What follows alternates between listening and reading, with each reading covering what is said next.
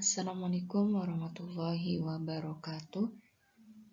Yang terhormat Ibu Eka Trisnawati MPD, yang saya hormati pula para rekan-rekan mahasiswa farmasi semester 3 reguler, dan tak lupa para penonton sekalian. Sebelumnya, perkenalkan nama saya Linda Yulianti dengan NIM 421200022. Saya dari Prodi Farmasi semester 3 kelas reguler. Mata kuliah mikrobiologi, dosen pengampu Ibu Eka Trisnawati MPD. Video yang saya buat ini guna memenuhi tugas analisis artikel ilmiah mata kuliah mikrobiologi. Di sini saya membahas tentang analisis artikel pemanfaatan protozoa, di mana saya mengambil salah satu contoh protozoanya Foraminifera.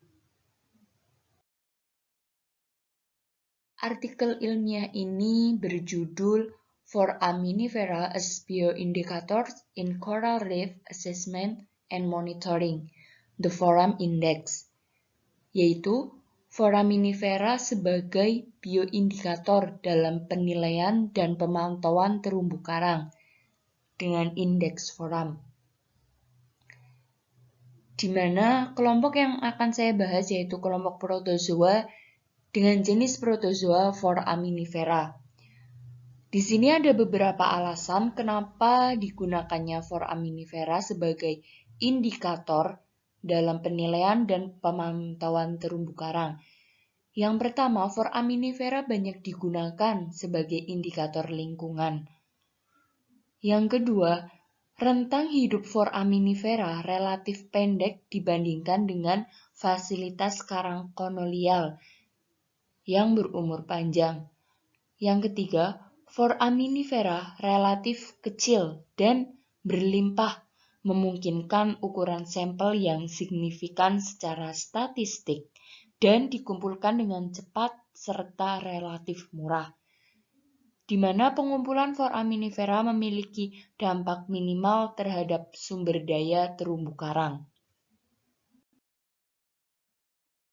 Adapun hal-hal yang dianalisis yaitu yang pertama variabel yang ada, variabelnya itu apa aja. Yang kedua ada masalah yang melatar belakangi, di mana apa sih masalah yang timbul sehingga penelitian ini dibuat. Yang ketiga ada rumusan masalah atau tujuan. Yang keempat teori pendukung. Yang kelima metode yang digunakan. Yang keenam hasil dan pembahasan serta kesimpulan. A. Variabel yang ada. Dalam artikel ini menggunakan 4 variabel.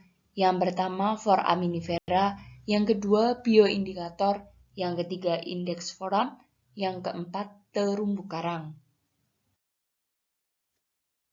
Selanjutnya ada masalah yang melatar belakangi. Komunitas terumbu karang terancam di seluruh dunia.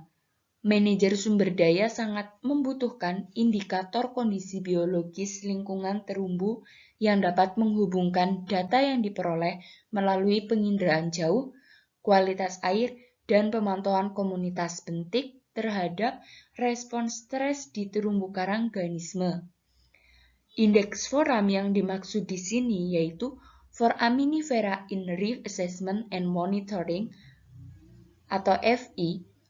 Foram Index didasarkan pada penelitian 30 tahun tentang sedimen terumbu dan foraminifer yang lebih besar tinggal di terumbu. Yang C ada rumusan masalah atau tujuan, di mana penelitian ini bertujuan untuk menyajikan indeks sederhana.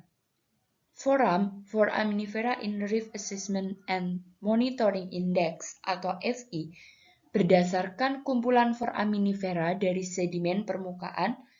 FI dimaksudkan untuk menyediakan manajer sumber daya dengan ukuran yakin yang tidak tergantung pada populasi karang untuk menentukan apakah kualitas air lingkungannya cukup untuk mendukung pertumbuhan atau pemulihan terumbu karang. Selanjutnya ada teori pendukung. FI menerapkan pengamatan historis bahwa terumbu karang yang sehat memiliki kelimpahan foraminifera mixotropik yang lebih besar.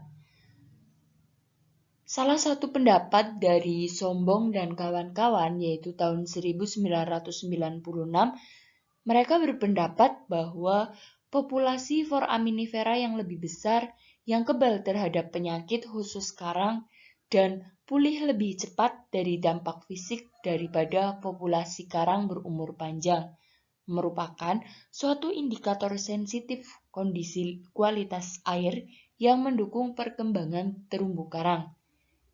Indeks foram di sini dapat digunakan untuk mengatasi masalah lokal fakta dan untuk membantu dalam membedakan antara dampak lokal yang memengaruhi kualitas air dan dampak yang dihasilkan dari isu-isu perubahan regional ke global. Yang ada metode yang digunakan. Di sini ada 4 metode. Yang pertama, sample collection and processing, data analysis dan informasi pengelolaan, quality assurance, monetary cost. Yang pertama ada sample collection dan processing, di mana ini merupakan pengumpulan dari sampel foraminifera tersebut.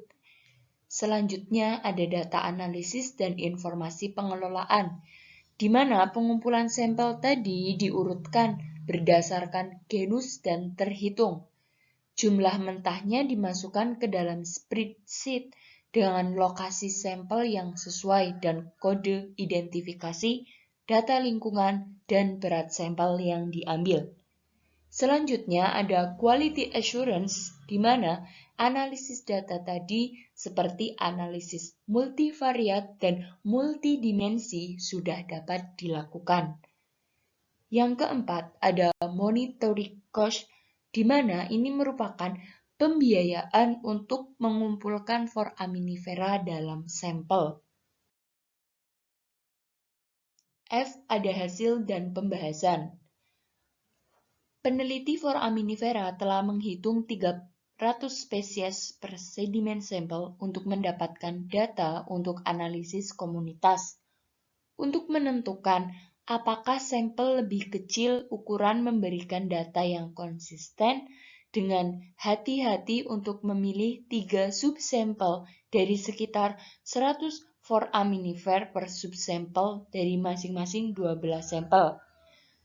Subsampel diambil, foraminifera diidentifikasi genus, dan kelimpahan relatif dari setiap genus dihitung untuk subsampel tersebut.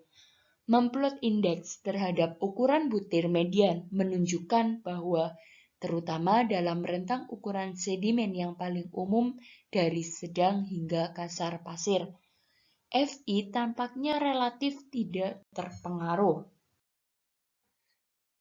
Pembahasan selanjutnya yaitu secara intuitif, itu jelas bahwa cangkang foraminifera yang lebih kecil serta juvenil dan fragmen yang lebih besar taksa harus terkonsentrasi di pasir halus dan lumpur, pHi lebih besar dari 3. Namun, itu juga terkenal bahwa terumbu karang tumbuh subur di mana ada gerakan air yang signifikan. Keberadaan Gemnis lumpur Latin di lingkungan terumbu menunjukkan lingkungan yang menurun dan akan direfleksikan oleh foram indeks yang rendah. Keragaman foraminifer yang lebih besar di habitat yang berasosiasi dengan terumbu ini memperluas kegunaan foraminifera ini sebagai indikator dalam lingkungan yang berasosiasi dengan terumbu karang. Foraminifer sendiri lebih besar tidak tergantung pada karang itu sendiri, tetapi bergantung pada kualitas air yang tinggi umumnya terkait dengan terumbu karang.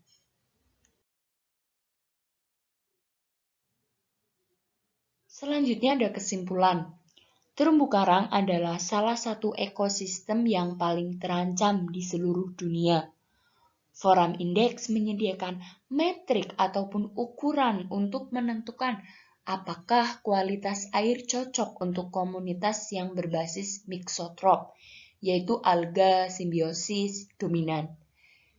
Di barat wilayah Atlantik, di mana penyakit dan pemutihan telah merusak ekosistem karang yang parah, masyarakat dapat menggunakan Forum Index untuk menilai apakah kualitas air cukup untuk pemulihan terumbu pelabuhan, bahkan tanpa adanya populasi karang yang signifikan.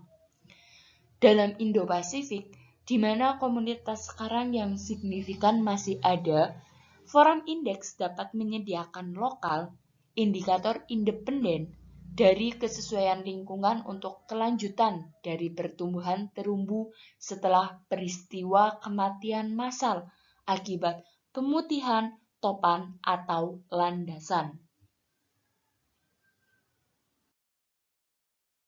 Baik, ini sudah slide terakhir ya. Terima kasih atas bimbingannya dari Bu Eka. Terima kasih atas ilmu-ilmunya selama ini dan terima kasih yang sudah menyempatkan waktunya untuk menonton video saya kali ini.